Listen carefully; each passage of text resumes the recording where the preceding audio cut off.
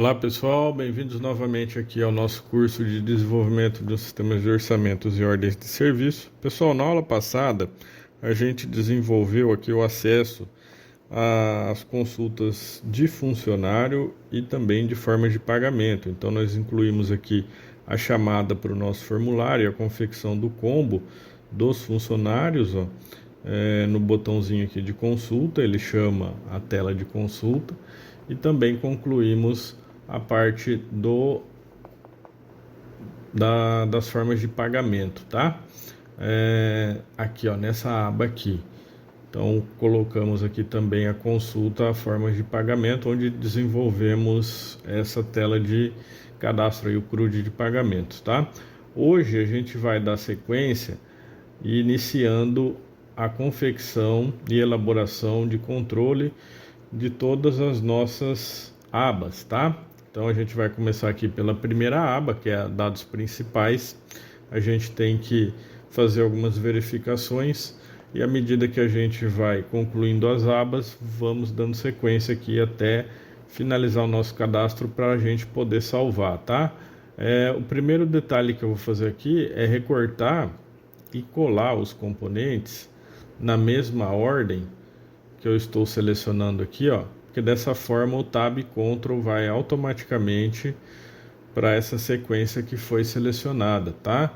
Então, na hora que o usuário clicar no Tab, ele vai seguir a sequência correta ali, número de orçamento, data de entrada, status, tá? E a primeira verificação que a gente tem que colocar é referente à data de entrada, tá? A gente tem uma função aqui, na unit funções, o valida data, e então a gente tem que chamar essa função para validar a data digitada. Ele já retorna uma exceção, ó, essa função que a gente fez em aulas anteriores. Eu vou deixar no card que é a playlist completa com todas as aulas para vocês entenderem como é que a gente chegou até aqui.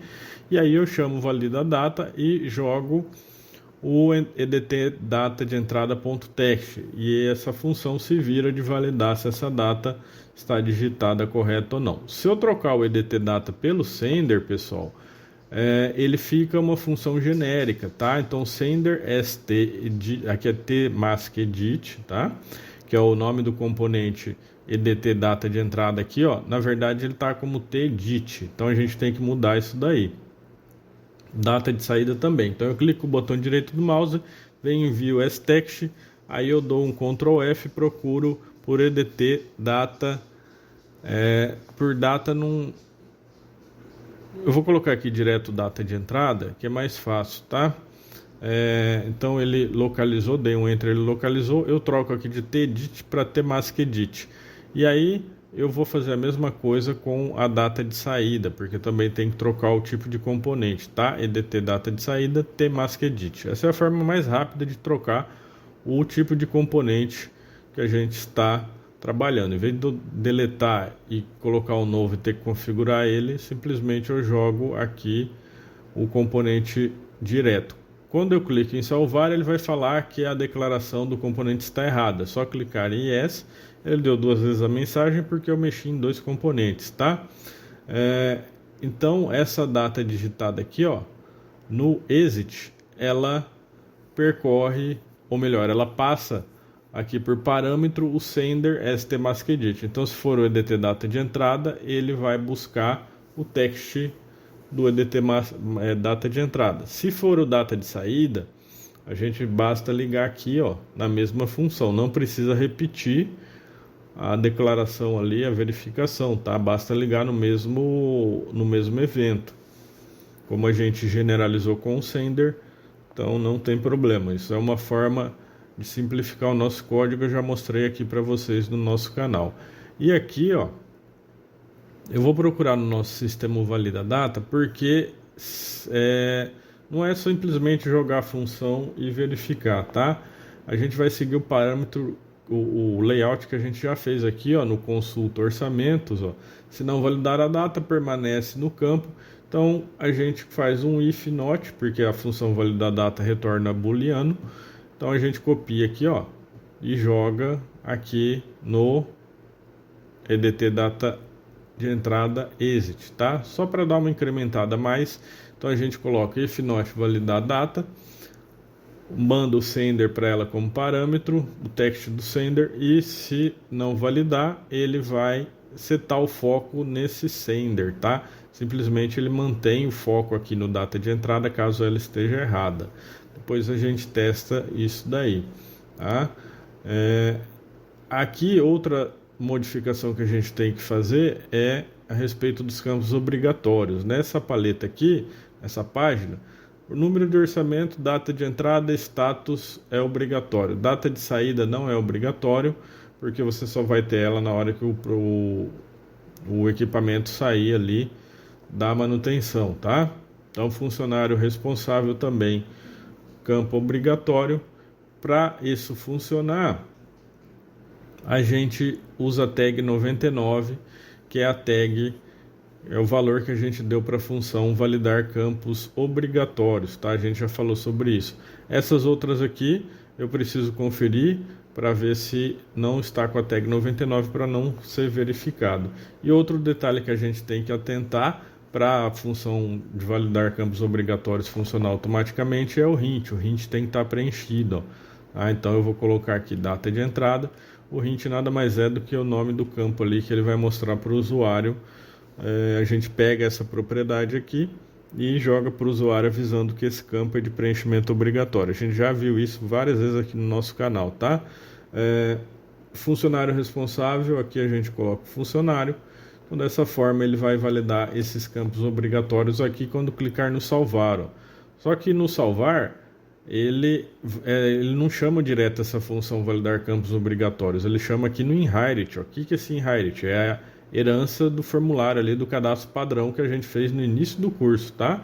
Então aqui, ó, no botão salvar, ele está encapsulado dentro do inherit a validar campos obrigatórios. Eu poderia colocar mais código ali, o tanto que eu precisasse, mas no caso a gente só tem o validar campos obrigatórios, tá? Então automaticamente ele faz a chamada a esta função. Agora, pessoal, no método onShow desse formulário, eu preciso auxiliar o usuário e já trazer alguns campos preenchidos, tá? Então eu vou colocar aqui, setando os parâmetros iniciais no caso de inserção, tá, pessoal?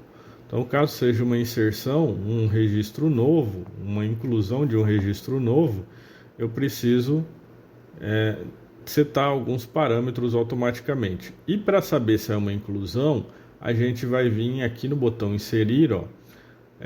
Ele tem o inherit dele que fica aqui no consulta padrão, porque o nosso formulário de consulta herda do consulta padrão. Então aqui, ó, no botão inserir, ele acrescenta nessa variável esse tipo de operação do tipo inserir, recebe inserir. Então dessa forma eu sei que esta operação, quando eu abrir o formulário, ele está em modo de operação de inserção, tá? Então, testado isso, a gente pode setar alguns parâmetros automáticos. Por exemplo, o combo de status, a gente coloca ele para aberto, indicando que o orçamento aqui, ou a ordem de serviço, está aberto, tá? Então a gente vem aqui, ó, itens, aberto e fechado, o aberto é o 0 e o fechado é o 1 aqui no combo. Então a gente manda ele receber 0, tá? Dessa forma ele seta em aberto.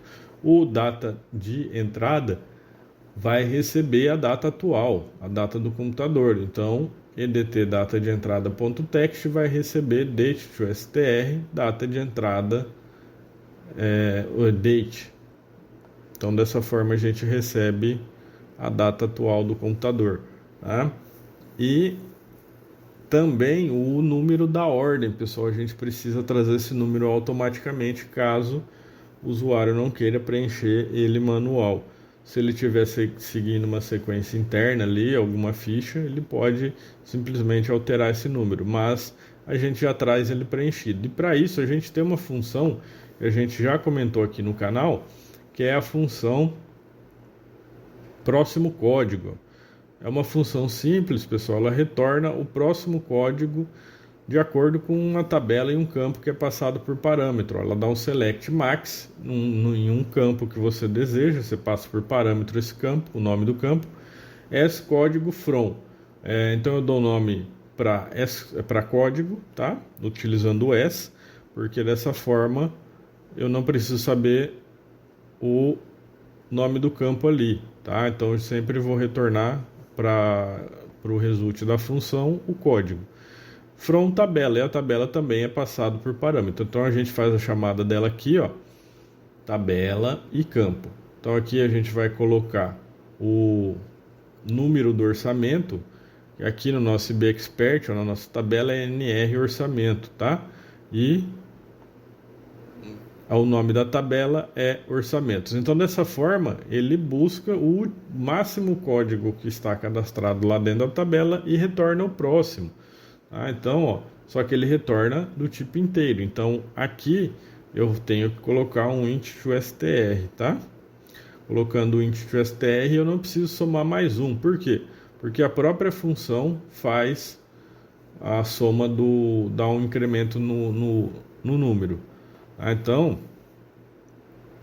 ali, ó, a referência da variável esse tipo de operação está errada. Eu coloco aqui que ela pertence ao consulta orçamentos. Mesmo ela estando no padrão, no consulta padrão, como é herança, ele reconhece colocando isso daí no public, tá?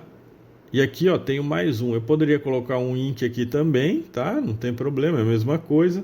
Mas eu prefiro somar o mais um para ficar mais claro para vocês visualizarem aí, tá? Então, dessa forma eu tenho o número do orçamento automático já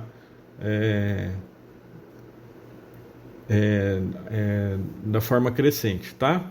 Então, ó, eu venho aqui, orçamentos, inserir. Ó, ele já trouxe um. Por que um? Porque não tem nenhum cadastrado. Então ele trouxe 0 ali e o 0 mais 1 dá 1.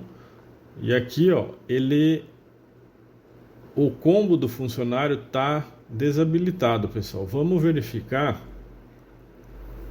por que isso está ocorrendo, tá? O combo aqui, ó, ele está ligado no list search, está correto, list field e o key field também está correto. A gente fez isso na aula passada, mas alguma coisa bloqueou ele ali. Ele é ligado no DS funcionário e a dataset que é ligado nesse data search DS funcionário, e a gente colocou ele aqui no create, ó, ds funcionário.dataset recebe a função consultar funcionários que retorna uma tfd carry. Então, clicando aqui, ó, tfd carry, tá o select correto aqui, não foi modificado nada. Esse bloqueio desse combo ocorreu depois que a gente chamou a função próximo código. Então vamos localizar ela aqui, ó, no funções. É por causa disso daqui, ó, pessoal. Essa função ela foi copiada de um outro sistema nosso, se eu não me engano, foi do Agenda ou de um outro aqui que eu sempre uso essa biblioteca. E tinha o connect false ali, true, que é caso funcione para um banco, para não deixar a conexão ativa. Então vamos remover ela, esse connect false true. E aí ele não vai fechar mais o combo, tá? Então inserir, aí ó, habilitou, tudo certinho, ó. Agora está habilitado. Então, dessa forma a gente tem que prestar atenção, porque pode dar problema. A verificação da data está correta. Depois eu coloco a máscara da data, eu esqueci de colocar, pessoal. Mas para quem está baixando o código fonte deste curso, já vai com a máscara fixada ali no Temask Edit, tá? Se você quer baixar o código fonte, basta clicar no primeiro link da descrição que eu mostro para vocês como é que faz. Vamos fechar esse monte de formulário que está aberto aqui, ó. Ele não vai ser necessário agora, tá? Cadastro de orçamento, cadastro padrão pode fechar. Então, continuando aqui, o que a gente tem? Estes 3 memos aqui que a gente colocou, pessoal, ele não segue o layout dos edits ali, que dá um espaço, coloca o texto mais centralizado, não tem nenhuma propriedade que eu possa mudar no memo para centralizar este texto, tá? Eu teria que mudar aqui o bevel kind, mas ele vai bloquear ali, ele vai perder o padrão do nosso sistema, o layout, tá? Então eu vou colocar um painel atrás e colocar o memo dentro, igual é feito o nosso componente de edit, que está nas primeiras aulas ali do nosso curso, tá? Então eu vou fazer essa verificação e volto assim que terminar, para não perder tempo com o nosso vídeo, tá? Aqui, ó, pessoal, depois de colocado o memo dentro de cada painel, ó, eu tenho painel e tenho memo com uma margem ali, o align with margem true, e coloquei uma margem. Então dessa forma ele ficou mais centralizado. Vocês vão ver na hora que digitar ali no memo, na hora que a gente estiver testando. E aqui, já para adiantar a aula que vem, a gente vai trabalhar o TBS cliente, a aba de cliente, e eu coloco um botão aqui, ó, de consulta, seguindo o nosso layout, só mudando ele de flat, ele é um speed button. Vou dar o nome para BTN consultar cliente, e como ele é um speed button, eu vou tirar o flat true, como copiei ele dentro do CEP ali, do consulta funcionários, é o mesmo botão. Então eu coloquei o flat falso para ele ficar com a bordinha ali, tá? E esse botão ele vai chamar o consultar clientes, tá? A gente vai fazer uma alteração melhor, consultar pessoas, que é o nosso. Deixa eu tirar a referência aqui do Ctrl+C, Ctrl+V, criar um novo evento, consultar pessoas, dar um Alt F11, adicionar o consultar pessoas a uses. Então dessa forma a gente chama o formulário de consulta de pessoas ou clientes, né? Tanto faz, só o nome que a gente está dando aqui. Form consulta pessoas create. Então a gente faz a chamada dele e antecipando já. Deixa eu só arrumar esse comentário e lá no funcionários também. Antecipando a nossa aula da semana que vem, a gente já concluiu essa aba aqui. E aí passou para a próxima, que é a aba de clientes. Então lá a gente vai consultar o cliente ou cadastrar ele na mesma tela, tá? A consulta é na tela de consulta. Caso ele não exista, o usuário vai inserir o cliente ali na hora, sem precisar sair do formulário, tá? Então aqui, ó, os memos já estão com um layout mais próximo do que a gente está usando, e aqui o botão de consultar pessoas retorna para a gente, para a tela de consultar pessoas, que a gente vai fazer uma leve alteração para poder carregar todos os dados diretamente aqui por formulário.